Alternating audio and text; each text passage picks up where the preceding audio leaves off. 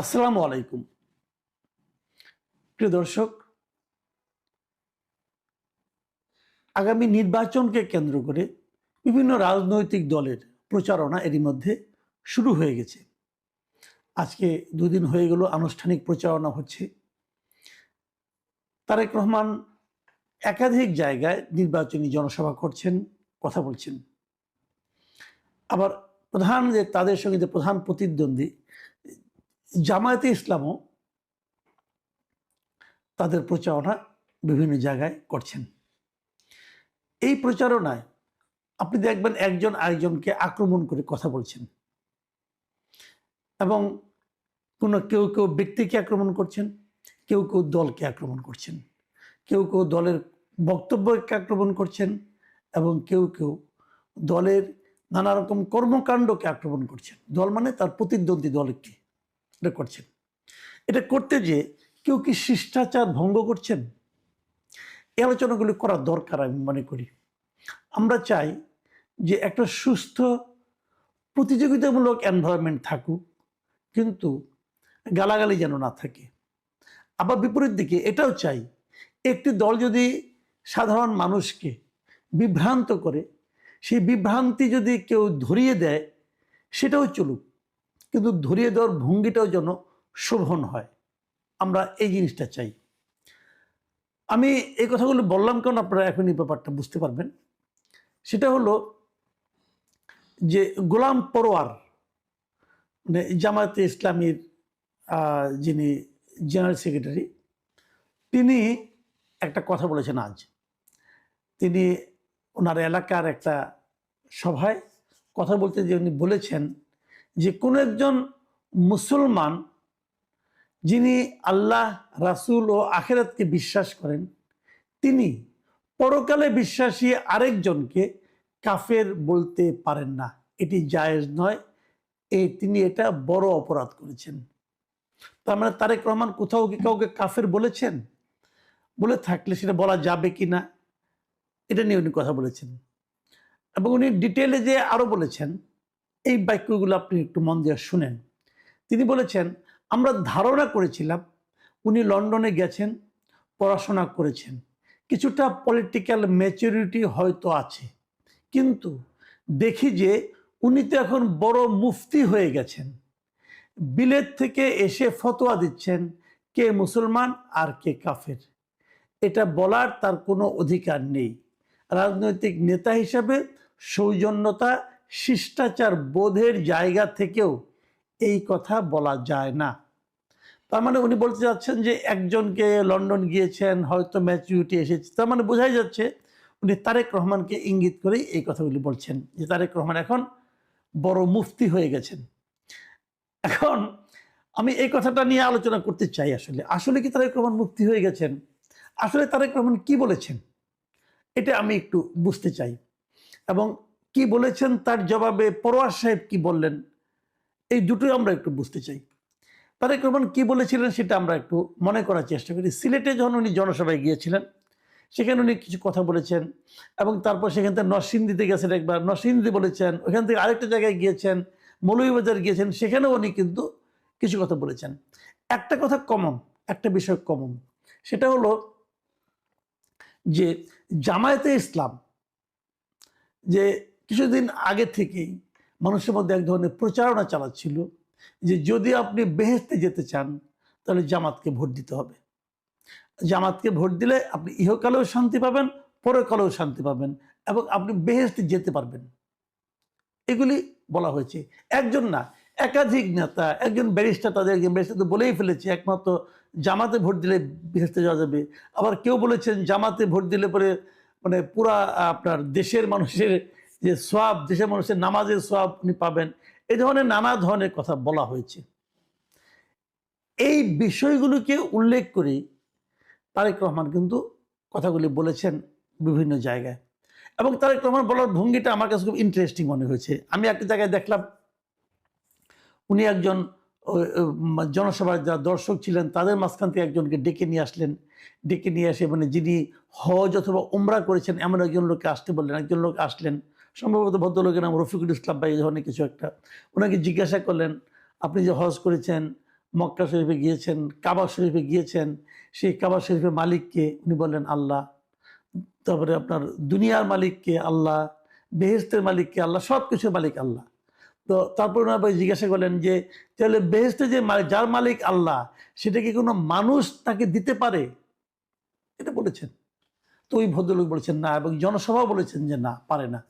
তো এরকম যারা দেওয়ার প্রতিশ্রুতি দেয় অথবা দিয়ে দেওয়া হবে বলে জানায়, জনগণকে বলে, অঙ্গীকার করে, তো তারা কি ঠিক করে? তখন উনি বলেছেন ঠিক করে না। তখন তারা বলেছেন যদি কেউ করে তারা শিরক করে। এখন যদি শিরক করে কেউ, তাহলে তাকে তো আপনি মানে কাফের বলতেই পারেন। কোনো মুসলিম তো শিরক করতে পারবে না, তাই না? শিরক তো একটা শিরক হলো যত অপরাধ আছে, যত গুনাহ আছে ইসলামের, তার মধ্যে সবচেয়ে ভয়ঙ্কর এবং জঘন্য গুনাহ হচ্ছে শিরক। এখন তারেক রহমান বলেছেন তারা যদি বলে তারা শিরক করে। এখন এই কথাটুকু, এই কমন সেন্সটুকু উনি লজিক দিয়ে একটা পর একটা স্টেপ বাই স্টেপ বলেছেন। এইটুকু বলার জন্য মুফতি হতে হয়? মুফতি হতে হয় না। ইসলামে, কোরআনে মুফতির কাছেই সব বলতে হবে, উনি ছাড়া আর কেউ কিছু বলতে পারবেন না। তিনি কোরআন বোঝেন, কোরআন পড়েছেন, তিনি কি বলতে পারবেন না?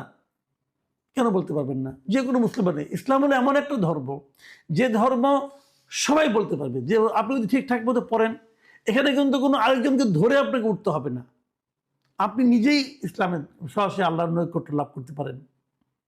অন্য সব ধর্মের সঙ্গে এই ধর্মের পার্থক্যটা এখানেই। তো উনি যদি এটা বলে থাকেন, তাহলে দেখেন কয়েকটা কথা কিন্তু। এক নম্বর হলো, প্রথমে জামাতের পক্ষ থেকে কেউ কেউ বলেছেন যে জামাতে ভোট দিলে বেহেশত পাওয়া যাবে। এটা নিয়ে অনেকে বলেছেন বেহেশতের টিকিট বিক্রি করতেছে জামাত। দ্বিতীয়ত, তারেক রহমান বলতেছেন যে যারা টিকিট বিক্রি করতেছে, যারা বেহেশত পাওয়ার লোভ দেখাচ্ছে এবং বেহেশত পাওয়ার নিশ্চয়তা দিচ্ছে, তারা শিরক করছে। আর তৃতীয়ত, গোলাম পরোয়ার সাহেব বলছেন যে উনি বিদেশ থেকে এসে ফতোয়া দিচ্ছেন এবং একজনকে আরেকজন কাফের বলতে পারেন না বলে উনি বড় অপরাধ করেছেন। এবার আসেন আমরা এই তিনটা কথা যদি আলোচনা করি, এই তিনটা কথার মধ্যে কোন কোন কথাকে আপনার ঠিক মনে হয়? কেউ কি পারে বলতে যে তুমি এই কাজটা করো, তুমি বেহেশতে যাবা, তাহলে তুমি একে ভোট দাও, তুমি বেহেশতে যাবা? এটাকে বলা সম্ভব, বলা উচিত, বলা স্বাভাবিক? বলেছে। আবার যদি কেউ ওইটাকে ধরিয়ে দেয় যে এটা যারা বলবে তারা শিরক করছে, সেটা কি অন্যায়? আবার এই কথা যদি বললো শিরক করে, এখন এই জন্য তাকে আপনি তুচ্ছ তাচ্ছল্যকে বলবেন যে লন্ডন থেকে এসে বড় মুফতি হয়ে গেছে, এটা কি সঠিক?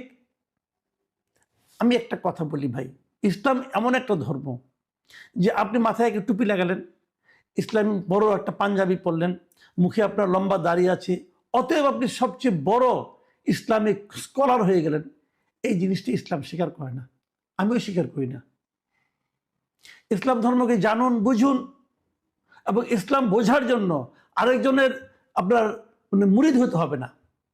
আরেকজনের মুরিদ না হয়েও আপনি মুসলমান হতে পারেন, না হয়েও আপনি ইসলামকে জানতে পারেন, ইসলাম সম্বন্ধে আপনি জ্ঞান লাভ করতে পারেন। কোনো সমস্যা নাই রে ভাই, মুফতি হওয়ার দরকার নাই। মুফতি না হয়েও আপনি কথা বলতে পারেন যদি আপনি জানেন জিনিসটা। তো সেরকম তো হতেই পারে।